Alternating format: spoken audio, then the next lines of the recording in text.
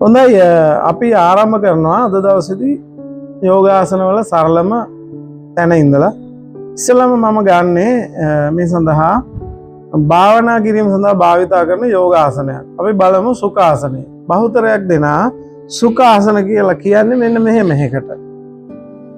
මට කියන්න මේක සුඛාසනයක් වෙනවද? මේක විනාඩි 10 15ක ඉද්දි මේ කකුල බිම වැදිලා නැති ඉඳ මේ පැත්තට රිදෙනවා. මෙහෙම ඉද්දි මේ පැත්තට රිදෙනවා. මේකට නමින් කියන්න පුළුවන් සුඛ කියලා. මේක ඇති සුඛයක් නැහැ. ඒ නිසා යෝග විද්‍යාවට අනුව සුඛාසනය කියන්නේ මෙන්න මේ ඉරියවට වම හෝ දකුණ ගන්න පුළුවන්. මෙන්න මෙහෙම ඉඳ ගන්නවා. ඔබ දැන් මේ දකින්නේ මෙන්න මේ ධ්‍යාන මුද්‍රාවට. අපි අත් දෙක තියලා බලමු. ධ්‍යාන මුද්‍රාව මේකෙදි අපිට පුළුවන් ඔන්න ඔහොම අත් දෙක තියාගන්න. කවුරු හරි අත් දෙක මෙහෙම තියනවා නම් එතකොට එයාගේ මේ කොටස් තදයි, හිරයි. ඒ හින්දා මෙන්න මෙහෙම ලිහිල්ව තියාගන්න. ඇස් පියාගන්න. අපිට බාහිර තියෙන තොරතුරු ඇස් ඇරලා ඉද්දි පේනවා. ඒ නිසා අපි භාගයක් ඇස් වහුවාම එළියේ තියෙන දේවල් තේරෙනවා. නමුත් හොඳට අඳුර ගන්න බෑ. සම්පූර්ණයෙන්ම වහපුවම මැවිලා පෙවුනොත් මිසක් නැත්තම් වටේ තියෙන දේවල් පේන්නේ ඇහෙනවා විතරයි. ඉතින් ඇහෙන එකත් අතහැරියොත් අතාරින්න පුළුවන්. පේන එකයි ඇහෙන එකයි අතහැරියාම මැවිලා පේන්න පුළුවන්. ඒකත් අතාරිනවා.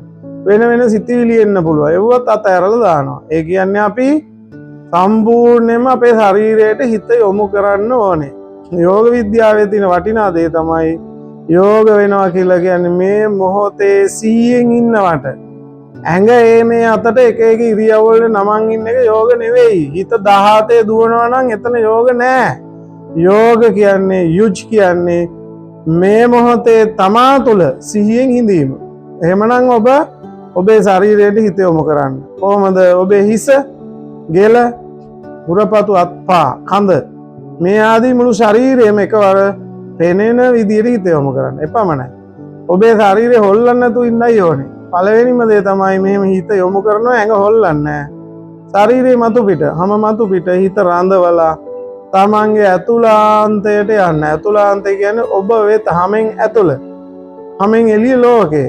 ඔබ වෙත ඇතුල් වෙන්න. ඔබ විසින් ඔබව හඳුනා ගන්න. ඔබ විසින් ඔබවම නිරීක්ෂණය කරන්න. යෝගාසනයක් කියන්නේ පරීක්ෂණාගාරයේ ශරීරය පරීක්ෂණය කරන පුද්ගලයා තමන්ගේ හිත තමන් විසින් තමන්වම කරන පරීක්ෂණාගාරයක පරීක්ෂණයක් පවත්වනවා වගේ එකක් තමයි යෝගාසන පුහුණුවේ තියෙන්නේ. හැම යෝගාසනයක්ම ආධ්‍යාත්මික පරීක්ෂණයක්. ඒක තේරුම් අරගන්න. ඔබ ඔබේ කයේ තියෙන ශක්තිය පමණ භාවිතා කරලා පාවිච්චි කරලා පුහුණු වෙන්නේ නැතුව මනස භාවිතා කරන්න. හිත දැන් අපි ශරීරය පාවිච්චි කරලා තියෙන්නේ. ඒ හින්දායි හෙල්ලෙන්නේ නැත්තේ. ඒ වගේම ඔබේ හිතත් හොල්ලන්නේ නැතුව ඔබ තුල බාහිර ලෝකෙ කිසියම් අරමුණක හිත තිබුණොත් වැඩක් නැහැ. එතකොට ඔබ මේ ඉරියව් ඉන්න බවවත් දන්නේ නැහැ. එහෙනම් ඔබ පළවෙනියෙන්ම ඔබේ ශරීරයට හිත යොමු කරන්න. ශරීරයේ තියෙන මතු පිට ස්වභාවයේ ඉඳලා ඇතුළට යන්න. එවිට ඔබට රූප පෙනීම, ශබ්ද ඇහිීම, ගඳ සුවඳ දැනීම, රස විඳීම මේ ආදී සියල්ල නොදැනී යනවා. ඉබේම හිත මේ මොහොත තුල එකඟ කරගන්න පුළුවන්. කය මත සිත පිහිටුවන්න. ඔබේ ඇතුළාන්තයට ගමන් කරන්න. සෑම දෙයක්ම නිවැරදිව හඳුනා ගන්න.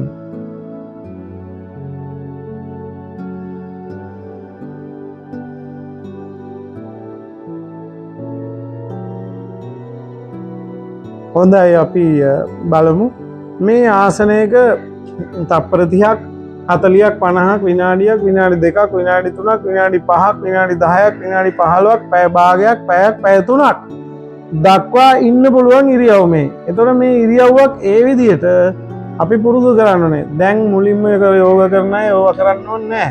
සාමාන්‍යයෙන් එක විනාඩියක් විනාඩි 2ක් ඉන්න පුරුදු වෙන්න. හොඳයි.